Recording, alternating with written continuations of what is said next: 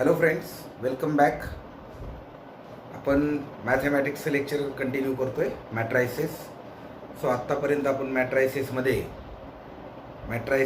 सुरुवातीला आपण रो आणि कॉलम ट्रान्सफॉर्मेशन बघितलं. त्यानंतर how to find out inverse by using transformation method and then by using adjoint method आपण ते बघितलं. आता आपल्याला बघायचं आहे ह्या चॅप्टरचा शेवटचा आणि महत्त्वाचा topic, that is application of matrices. So may be आपल्याला ह्या टॉपिकला एकापेक्षा जास्त लेक्चर लागतील. So will start now and then see what happens. So मॅट्रायसेसचा उपयोग करून आपण सायमल्टेनियस इक्वेशन सॉल्व्ह करू शकतो. पण मग मित्रांनो, अगोदर सायमल्टेनियस इक्वेशन काय असतं ते समजून घ्या. ठीक आहे. तर आपल्याला जे सिलेबसमध्ये सायमल्टेनियस इक्वेशन सॉल्व्ह करायचे, एकतर ते 2 व्हेरिएबलमध्ये आहेत किंवा 3 व्हेरिएबलमध्ये आहेत, राईट. तर सायमल्टेनियस इक्वेशन म्हणजे ग्रुप ऑफ इक्वेशन्स असतात, लिनियर इक्वेशन्स असतात ते. तर ते ग्रुप ऑफ इक्वेशन आपल्याला मॅट्रिक्स मेथडने सॉल्व्ह करायचे. तर या अगोदर आपण सायमल्टेनियस इक्वेशन बहुत करून 2 व्हेरिएबल्समध्ये सोडवले. तुम्ही शाळेत असताना 2 व्हेरिएबल्सचे सायमल्टेनियस इक्वेशन सोडवलेले आहेत. सपोज एक्स आणि वायमध्ये इक्वेशन जर असेल तर तुम्ही त्याच्यासाठी इलिमिनेशन मेथड वापरली, क्रॅमर्स रूल वापरला. आता इथं आपल्याला मॅट्रिक्स मेथड वापरायची, राईट. आता सायमल्टेनियस इक्वेशन कशा प्रकारचे असू शकतात, आपण एक 2-3 एक्झाम्पल लिहू, म्हणजे तुम्हाला दोन्ही टाईपचे सायमल्टेनियस इक्वेशन लक्षात येईल. समजा 2 व्हेरिएबल्समध्ये असतील सायमल्टेनियस इक्वेशन्स. ठीक आहे. 2 व्हेरिएबलमध्ये असतील, समजा a1x plus b1y is equal to c1, a2x plus b2y is equal to c2. So हे 2 व्हेरिएबल्समधले सायमल्टेनियस इक्वेशन. जर सायमल्टेनियस इक्वेशन 3 व्हेरिएबलमध्ये असतील तर ते थोडेसे अशा प्रकारचे असतील.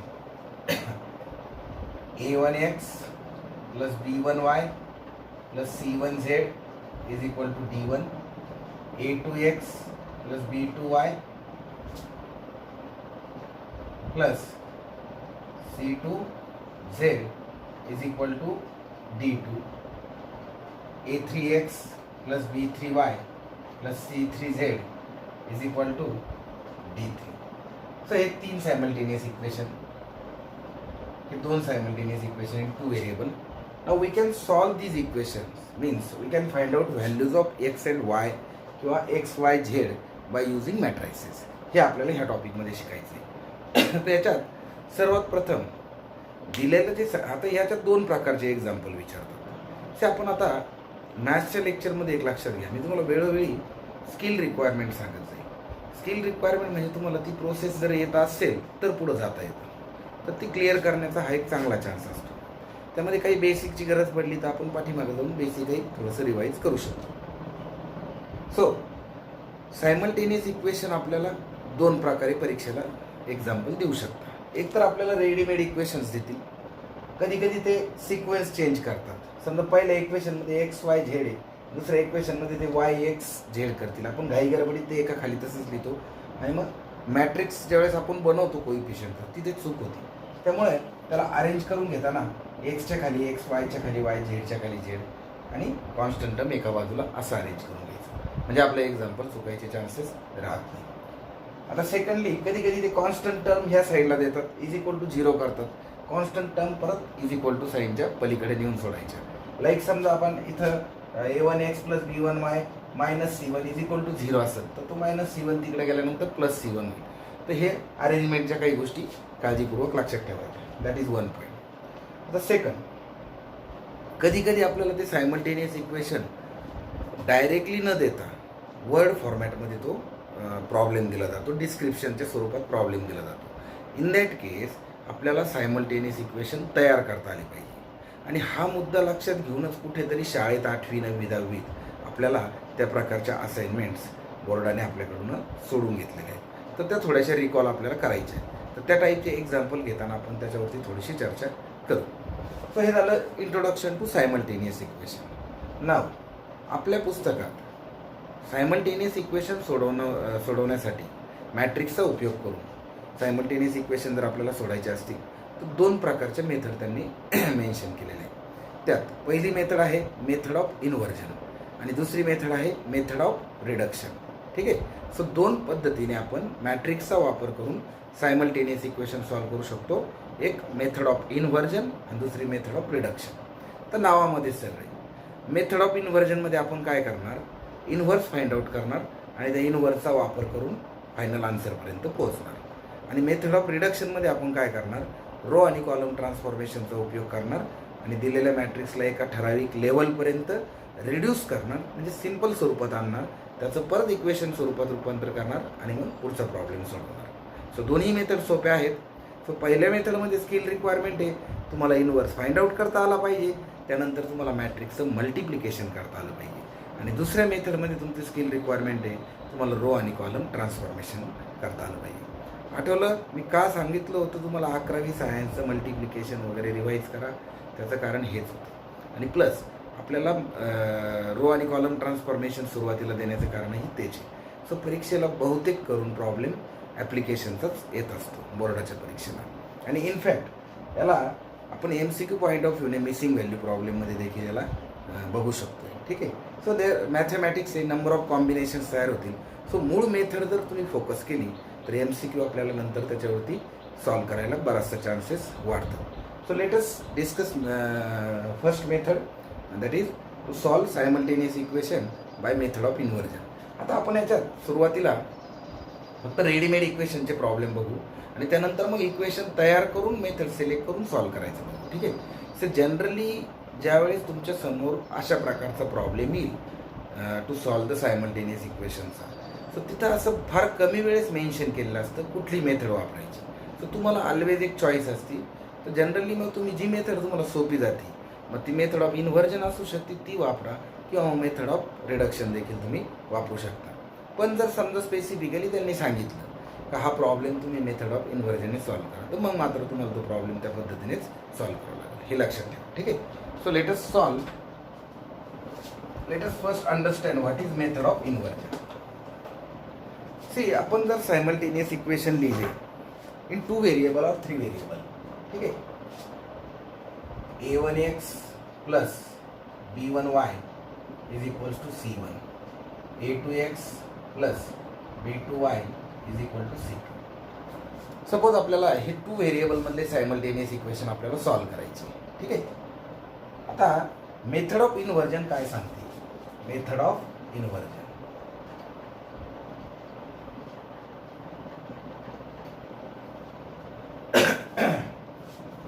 आपण जर केअरफुली बघितलं तर हे दोन्ही इक्वेशन आपल्याला अशा स्वरूपात मांडता येतील. ठीक आहे. मॅट्रिक्स स्वरूपात a1x plus b1y, a2x plus b2y is equals to c1 c2. ठीक आहे. आता आपण हा जर मॅट्रिक्स बघितला तर it is nothing but multiplication of a1 b1 a2 b2 with x y, ठीक आहे, is equals to c1 c2. Right. आपण जर याला मल्टिप्लाय केलं तर आपल्याला हाच मॅट्रिक्स मिळणार आहे. आपण आता याला थोडं रिव्हर्स प्रोसेसने सेपरेट केलं. आता ह्या पर्टिक्युलर थिंगमध्ये, ह्या पर्टिक्युलर मॅट्रिक्स इक्वेशनमध्ये हा जो मॅट्रिक्स आहे a1 b1 a2 b2 हा कशापासून तयार झाला, तर इक्वेशनच्या कोइफिशियंट्सपासून. तर आपण याला म्हणू matrix of coefficient, matrix of coefficients of obviously variables x y z. Then हा जो मॅट्रिक्स आहे कॉलम मॅट्रिक्स हा कशापासून तयार झाला, दिस इज मॅट्रिक्स ऑफ व्हेरिएबल्स. ठीक आहे. जे व्हेरिएबल्स आपल्याला शोधायचे त्याचा तो मॅट्रिक्स. आणि हा जो मॅट्रिक्स आहे हा कशाचा आहे, मॅट्रिक्स ऑफ कॉन्स्टंट्स. राईट. तर मग थोडक्यात दिलेले सायमल्टेनियस इक्वेशन आपल्याला मॅट्रिक्स इक्वेशनच्या स्वरूपात अशा पद्धतीने लिहिता येईल. Let it be a, it is x and it is c. So दिलेले इक्वेशन ह्या स्वरूपात आलेले आहेत. आता हा इथपर्यंतची स्टेप ही दोन्ही मेथडला कॉमन आहे, whether it is method of inversion और whether it is method of reduction. आता याच्या पुढं काय करायचं ते लक्षात घ्या. सो मेथड ऑफ इन्व्हर्जनमध्ये आपण काय करतो, ह्या इक्वेशनच्या दोन्ही बाजूला ए इन्व्हर्सने आपण मल्टिप्लाय करणार. ए इन्व्हर्स म्हणजे काय, जो आपला कोइफिशियंटचा मॅट्रिक्स आहे त्याच्या इनव्हर्स मॅट्रिक्सने आपण मल्टिप्लाय करणार. मग आता आपलं इक्वेशन काय आहे? AX is equal to C. So let us multiply both sides by A inverse. So A inverse into AX is equal to A inverse into C. Right? So आता A inverse into A हा गुणाकार किती होईल? It is identity matrix. आपण matrix inversion काढताना बघितलं का A into A inverse किंवा A inverse into A is equal to काय असतं? आय. आता हा जो आय मॅट्रिक्स आहे याची ऑर्डर काय असणार? सेम ॲज दॅट ऑफ ए, म्हणजे 2x2 चा असेल तो. या ठिकाणी आपण दोन व्हेरिएबलचे इक्वेशन घेतले म्हणून तो 2x2 चा असेल. जर 3 व्हेरिएबलचे असते तर 3x3 चा असेल. ठीक आहे. हा I into x is equal to A inverse into C. म्हणजेच ultimately X is equal to A inverse into C. हे तुमचं सोल्युशन येतं. आता हे सोल्युशन कसं येणार? एक्स हा कॉलम मॅट्रिक्स आहे इथे, एक्स आणि वाय दोन व्हेरिएबल दोन इलेमेंटचा एक कॉलम मॅट्रिक्स आहे. आता इथं जर तुम्ही ए इनवर्स फाइंड आउट करून जर टाकला आणि सी संग त्याचं मल्टिप्लिकेशन केलं so you will again get a column matrix. आणि इक्वॅलिटी ऑफ मॅट्रिक्सचं कन्सेप्ट वापरून तुम्ही एक्सची आणि वायची व्हॅल्यू इथं फायनली काढू शकताय. राईट. मग आता स्किल रिक्वायरमेंट काय? ही झाली मेथड. आता स्किल. सो पहिलं स्किल आपल्याला ह्या स्वरूपात इक्वेशन मांडता आले पाहिजे, म्हणजे अरेंजमेंट ऑफ इक्वेशन्स. मग आपण म्हणू इथं arrangement of given equations in matrix form. Right. This is skill as well as steps. त्यानंतर नेक्स्ट आपण नेक्स्ट स्टेपमध्ये काय करतो? दोन्ही बाजूला ए इनवर्सने मल्टिप्लाय करतो. ठीक आहे. सो मल्टिप्लाय केलं फायनली ह्या इक्वेशनपर्यंत आलं. मग next skill is to find A inverse. आता इथं तुम्हाला चॉईस आहे. इथं तुम्हाला दोन चॉईस आहे. You can find out A inverse either by elementary transformation method और by adjoint method. So most of the time मुलं ए इनवर्स हा ॲडजॉइंट मेथडने फाइंड आउट करायला प्रेफरन्स देतात, कारण ती पद्धत सोपी आहे आणि शाश्वत आहे. म्हणजे गॅरंटीड तिथं तुम्ही ए इनवर्सपर्यंत पोहोचता. मग इथं तुम्हाला इनवर्सचा प्रॉब्लेम समजून अगोदर ए इनवर्स फाइंड आउट करावं लागेल. वन्स तुम्हाला ए इनवर्स मिळाला की त्या ए इनवर्सची किंमत तुम्ही इथं टाकायची आणि मॅट्रिक्सचे ह्या दोन सी आणि म्हणजे कोइफिशियंट कॉन्स्टंटचा जो मॅट्रिक्स आहे तो कॉन्स्टंटचा मॅट्रिक्स आणि ए इनवर्सचं गुणाकार करायचा, मल्टिप्लिकेशन करायचं आणि हा कॉलम मॅट्रिक्स तयार करायचा. मग तिसरं मोस्ट इम्पॉर्टंट स्किल काय आहे? Multiplication of matrices. ठीक आहे. तुम्हाला मॅट्रिक्सचं मल्टिप्लिकेशन यायला पाहिजे. सो ही झाली तुमची मेथड ऑफ इन्व्हर्जन. ठीक आहे. सो परत एकदा सांगतो, सायमल्टेनियस इक्वेशन म्हणजे काय? एक्स वाय किंवा एक्स वाय झेड स्वरूपातले इक्वेशन. एकापेक्षा जास्त इक्वेशन्स तुमच्या समोर असतात आणि जे तुम्हाला सोडवायला सांगतात. ते इक्वेशन सोडवायचे म्हणजेच त्याच्यातले जे व्हेरिएबल आहे एक्स वाय असतील किंवा एक्स वाय झेड असतील त्याच्या व्हॅल्यू फाइंड आउट करायच्या. मग त्याच्यासाठी आपल्याकडं मॅट्रिक्स मेथडमध्ये दोन मेथड अवेलेबल आहेत, दोन मार्ग अवेलेबल आहेत. एक मेथड ऑफ इन्व्हर्जन ज्यामध्ये आपण मॅट्रिक्स इक्वेशन स्वरूपात दिलेले इक्वेशन मांडतो, that is A X is equal to C. त्यानंतर त्याला ए इनवर्सने दोन्ही साईडला मल्टिप्लाय करतो आणि या इथे ए इनवर्सने मल्टिप्लिकेशन झाल्यामुळे याचा आय तयार होतो, आयडेंटिटी मॅट्रिक्स. आणि इकडं ह्या साईडला ए इनवर्स इंटू सी हा म्हणजेच X is equal to A inverse C आपल्याकडे तयार होईल. याचं मल्टिप्लिकेशन करून आपण फायनल आन्सर लिहू शकतो. Skill requirement inverse find out करता आला पाहिजे. तुम्ही कुठल्याही मेथडने इनवर्स फाइंड आउट करा. देन तुम्हाला मल्टिप्लिकेशन करता आलं पाहिजे. आणि छोटीशी प्रोसेस रिक्वायरमेंट तुम्ही दिलेले इक्वेशन व्यवस्थित तुम्ही मांडून घेता आली पाहिजे. आता अल्टिमेटली इथं आन्सर आल्यानंतर आपला आन्सर राईट आहे का रॉंग आहे हे चेक करायसाठी कुठल्या तरी एका इक्वेशनमध्ये त्या व्हॅल्यूज टाकून पहा. जर इक्वेशन सॅटिस्फाय झालं तर तुमचा प्रॉब्लेम बरोबर आहे असं आपण समजू. ठीक आहे. सो त्या मेथडवर आपण एक एक्झाम्पल पाहू म्हणजे ही मेथड आपली क्लिअर होऊन जाईल. ठीक आहे. आता हे जर 3x3चं जर करायचं असेल मेथड ऑफ इन्व्हर्जन तर आपण ते एक्झाम्पलमध्ये पाहू. ठीक आहे.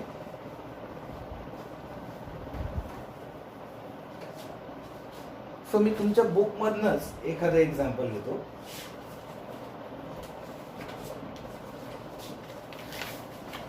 मॅट्रिक्सचा जो काही प्रॉब्लेम येतोय परीक्षेला म्हणजे आजपर्यंत जे आलेले प्रॉब्लेम्स आहेत सो बऱ्यापैकी वेटेज इथंच दिलं जातं. ठीक आहे. ठीक आहे, आपण एक एक्झाम्पल घेऊ. पहिलंच एक्झाम्पल दिलं आहे त्यांनी का solve the equations 2x + 5y 2x + 5y is equal to 1 and 3x + 2y 3x + 2y is equal to 7 by method of inversion. आपल्याला 2 एक्झाम्पल हे सॉल्व करायचे by using method of inversion. ठीक आहे. सो सोल्युशन गिवन इक्वेशन्स आपण already लिहिलेत. Here given equations can be written as 2x + 5y 3x + 2y is equals to 17. That is 2532 into xy is equals to 17. Now this is now your matrix equation. हे तुमचं matric equation तयार झालं. Let a is equal to 2532. That is matrix of coefficient. x is equal to xy and c is equal to 17. ठीक आहे. किंवा मी याला b म्हणतो इथं. b is equal to 17. Therefore ax is equal to b. ठीक आहे. Now multiply both sides by a inverse. Therefore a inverse into ax is equals to a inverse into b. Therefore I into x is equal to a inverse into b, and hence x is equal to a inverse into b. ठीक आहे. Format तयार झाला. आता आपल्याला a inverse शोधायचा आहे. Hair determinant of a is 2532 which is equals to 2 into 2 4 minus 5 3 is 15. So 4 minus 15. किती राहिलं शिल्लक? किती राहिलं तिथं? -11. ठीक आहे ना. 4 वजा किती केलं? 15 केलं. आपल्याकडे शिल्लक राहिलं -11. So this is non zero. Hence A inverse exist. Right. So A inverse इथे एक्झिस्ट होतो. नाव कोफॅक्टर्स ऑफ ए आर. आता आपण एकेकाचे कोफॅक्टर फाइंड आउट करू. 2चं कोफॅक्टर किती येईल? त्याचा मायनर आहे 2. आता 2ची पोझिशन 1 1 आहे म्हणून हा पॉझिटिव्ह येईल. म्हणून याचा फर्स्ट कोफॅक्टर येईल A11 इज इक्वल टू 2. तसंच A12 इज इक्वल टू किती येईल? याचा कोफॅक्टर किती येईल? आता 1 2 आहे म्हणून तो -1 मल्टिप्लाइड बाय त्याचा मायनर म्हणजे -3. तसाच A21 किती येईल? याचा कोफॅक्टर तो येईल -5 आणि A22 त्याचा कोफॅक्टर किती येईल? तो +2. Therefore matrix of cofactor is 2 -3 -5 4 and therefore adjoint of A is see cofactor matrix. आपण लागलं तर कोफॅक्टरचा मॅट्रिक्स लिहून घेऊ, तुम्हाला समजायला सोपं जाईल. सो कोफॅक्टरचा मॅट्रिक्स येईल, मी त्याला AC म्हणतो. 2 -3 -5 2. therefore adjoint of A is equals to, याचा मी ट्रान्सपोज घेतो. 2 -5 -3 2 and finally A inverse is equal to 1 by determinant of A into adjoint of A. So it is 1 by -1 by 11 into 2 -5 -3 2. ठीक आहे. So this is our inverse, right? हा आपला आला inverse. आता ही value आपण याच्यामध्ये टाकणार या इक्वेशनमध्ये. देअरफॉर XY हे जे इक्वेशन आहे हे मी आता परत मॅट्रिक्स फॉर्ममध्ये लिहितो. Is equals to -1 by 11 into 2 minus 5 minus 3 2 into C matrix, तो किती आपला बी मॅट्रिक्स, तो किती आहे 1 7 1 7. ठीक आहे. सो आता मित्रांनो आपल्याला हे इक्वेशन त्याचं मल्टिप्लिकेशन करायचं आहे आणि फायनल आन्सर लिहायचं, राईट. तर मी आता मल्टिप्लिकेशनसाठी हे थोडंसं इथं रफ करतो.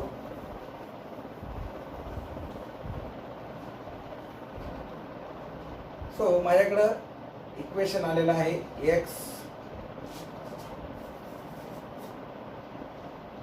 X Y is equals to minus 1/11 2 minus 5 minus 3 2 1 7. C याची ऑर्डर आहे 2/2 आणि याची ऑर्डर आहे 2/1. सो फायनली तुमचा जो मॅट्रिक्स येणार आहे मल्टिप्लिकेशनचा तो काही कॉलम मॅट्रिक्स येईल 2/1चा. So let us do the multiplication. So minus 1/11 मी तसंच ठेवतो. पहिल्या रोने या कॉलमला मल्टिप्लाय करतो. 2 into 1 2 plus minus 5 into 7 minus 35. Similarly minus 3 into 1 minus 3 plus 2 into 7 40. So it is minus 1/11.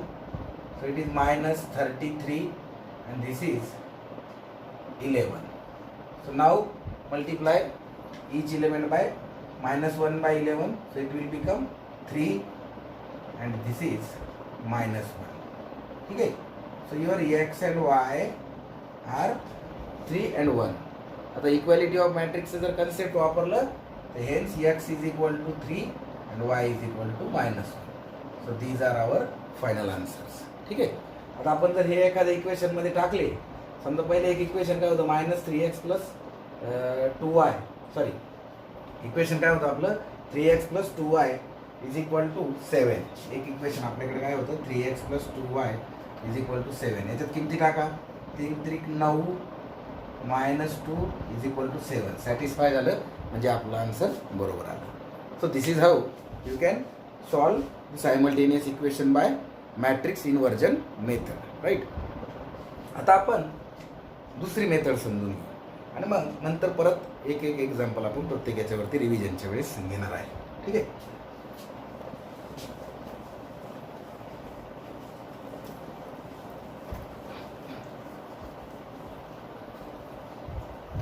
आता सेकंड मेथड आहे मेथड ऑफ रिडक्शन.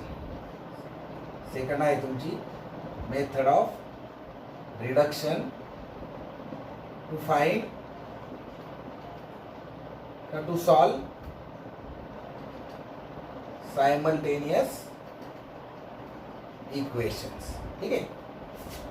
तर मेथड ऑफ रिडक्शन मध्ये काय केलं जातं? सपोज आपल्याकडे इक्वेशन आहे a1x plus b1y is equal to c1, a2x plus b2y is equal to c2. परत आपण याला मॅट्रिक्स फॉर्ममध्ये लिहू a1 b1 a2 b2 into xy is equal to c1 c2. So this is your matrix form of the equation, right? Let this matrix be A matrix, this matrix be X matrix, and this matrix be C matrix. So the equation becomes AX is equal to C. आता इथपर्यंत आपण last एक्झाम्पलमध्ये last मेथडमध्ये आपण हेच बघितलं होतं. आता reduction मेथडमध्ये काय होतं का? See you have to reduce this A, reduce A. मग त्याला रिड्यूस कसा करायचा? आयदर इन अप्पर ट्रायंग्युलर और लोअर ट्रायंग्युलर. सो जनरली याला आपण रो आणि कॉलम ट्रान्सफॉर्मेशनचा उपयोग करून अप्पर लोअर ट्रायंग्युलर किंवा जितके जास्त प्रमाणात तिथे झिरो करता येईल अशा पद्धतीने त्याला आपण रिड्यूस करतो. तर जनरली बरेचसे एक्झाम्पल जर तुम्ही बघितले तर अशा पद्धतीने रिड्यूस करायचा तर कुठल्या तरी एका रोमध्ये एकच एलिमेंट राहायला पाहिजे, म्हणजे तुम्हाला त्या व्हेरिएबलचं डायरेक्ट आन्सर मिळतं, राईट. ते आपण एक्झाम्पलमध्ये बघू. आणि अकॉर्डिंगली जे ऑपरेशन आपण ए वर करणार आहे टू रिड्यूस ए तेच ऑपरेशन सी वर करायचे. म्हणजे फायनली तुम्हाला परत रिड्यूस ए राहतो. सपोज रिड्यूस एला मी ए रिड्यूस असं म्हणतो into x is equal to c राहतो इथं. ठीक आहे. मग आता हा जो रिड्यूस झालेला ए हा इक्वॅलंट मॅट्रिक्स असतो, राईट, ट्रान्सफॉर्मेशन नंतर मिळालेला. मग आपण परत याला इक्वेशन फॉर्ममध्ये टाकायचं, इक्वेशन फॉर्म आणि फायनल आन्सर लिहायचं. ठीक आहे, final answer. So this is where the method aims. So skill requirement. First skill common आहे, arrangement, arranging given equations in matrix form, then in matrix equation, and then reduction by row and column transformation. So this is where is the skill, right? So you should know the elementary transformation, then only you can solve the problem by using reduction method. So let us see one example on a reduction method.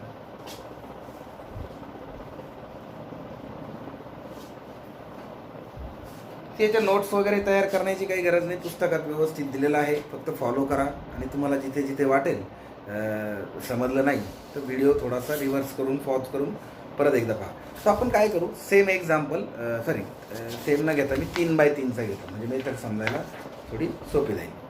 So माझ्याकडं equation आहेत x + 3y + 3z, x + 3y + 3z is equals to 12. 3x3चं आहे. त्यानंतर x + 4y + 4z is equals to 15, and one more equation is x + 3y + 4z is equals to 30. ठीक आहे. Now I have to solve these equations by using the method of reduction. So let us first write the matrix equation. So given equations can be rearranged in a matrix form as follows. So in all the cases there is x, right? So in all the cases there is x. So we can write the equation as 1, then 3, then 3, म्हणजे coefficient of x, y, z. आपल्याला coefficient matrix तयार करायचा आहे. त्यानंतर 1, 4, 4, त्यानंतर 1, 3, 4, right.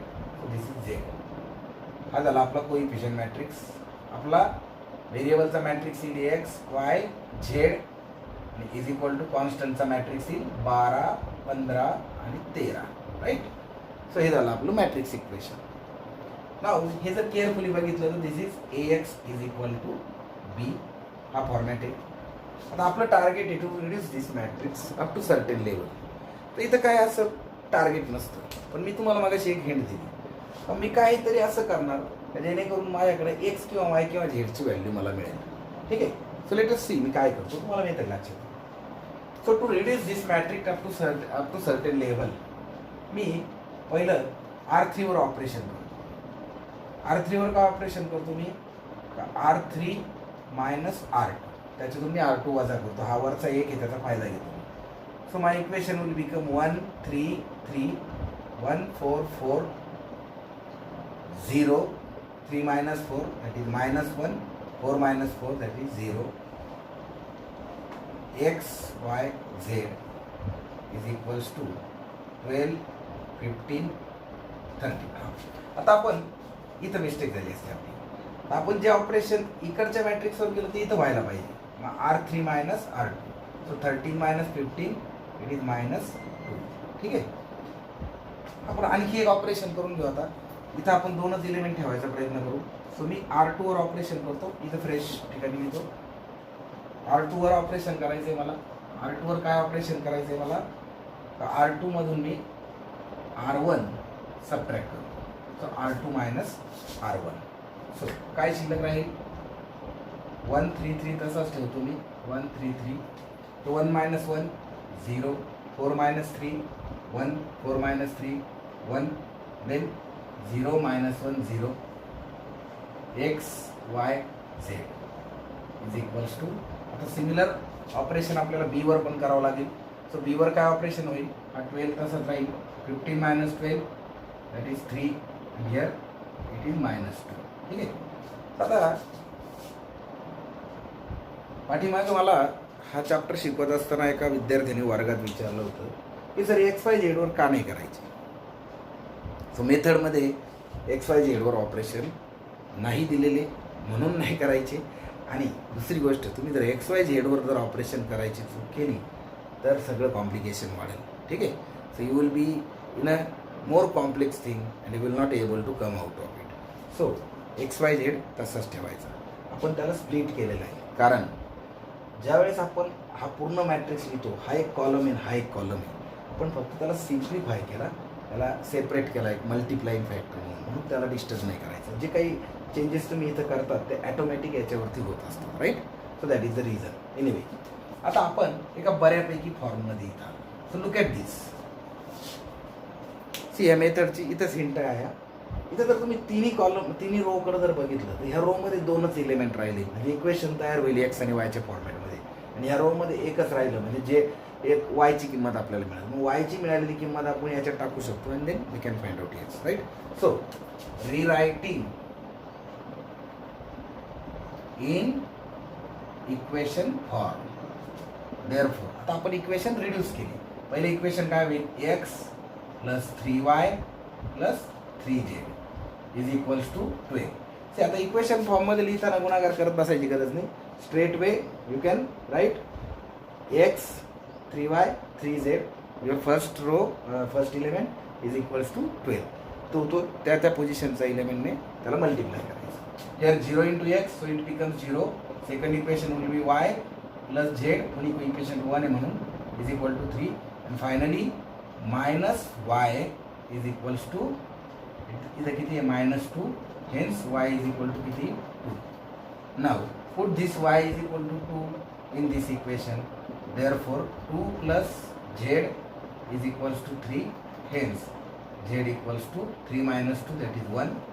Now put the value of z and y in equation 1, so we'll get x plus y is equal to किती आलेला आहे 2 आलेला आहे. 3 into 2 6, z is equal to किती आला 1 plus 3 is equal to 12 and here x is equal to हा 6 plus 3 9, 12 मधून minus झाला, so 12 minus 9 it is 3. So our solution is x is equal to 3, y is equal to how much it is 2 and z is equal to 1. So this is our solution, right. आता हे बरोबर आहे का चूक आहे हे कसं ठरवायचं. So let us put value in any one of the equation. So let us put value in equation number 3. So x किती आहे 3, y किती आहे 2, 3 plus 3 into 2 6 9 आणि z किती वर 9 plus 14 30, so is equal to 30. That means आपलं उत्तर बरोबर आहे. So this is how you can find out, you can solve the simultaneous equation by the method of reduction. मग कंपॅरेटिव्हली ही मेथड सोपी आहे, कारण बऱ्यापैकी ते रिड्यूस होतं तिथं. ठीक आहे. थोडं जजमेंट वापरायचं, त्यासाठी रो आणि कॉलम ट्रान्सफॉर्मेशन करायची. ठीक आहे. सो ओव्हर कॉन्फिडन्स न करता जर हा चॅप्टर केला तर 3-4 मार्क काय जे असतील बोर्डाने स्पेसिफाय केलेले. आता नवीन याच्यात याची अलॉटमेंट किती एक्झॅक्ट माहीत नाही, पण जे काय असतील ते तुम्हाला शुअर मिळतील. ठीक आहे. बाकी MCQ पॉईंट ऑफ व्ह्यूने मी परत तेच सांगेल का अगोदर प्रोसेस क्लिअर करा, म्हणजे MCQ सोडवायला सोपं जातं. सी मेन्सचा जो मॅट्रायसेसचा MCQ आहे त्याच्यासाठी आपल्याला आणखी डिटेलमध्ये जावं लागेल. So will try to go in detail but not in these lectures. I am conducting these lectures to clear your concepts from board and CET point of view.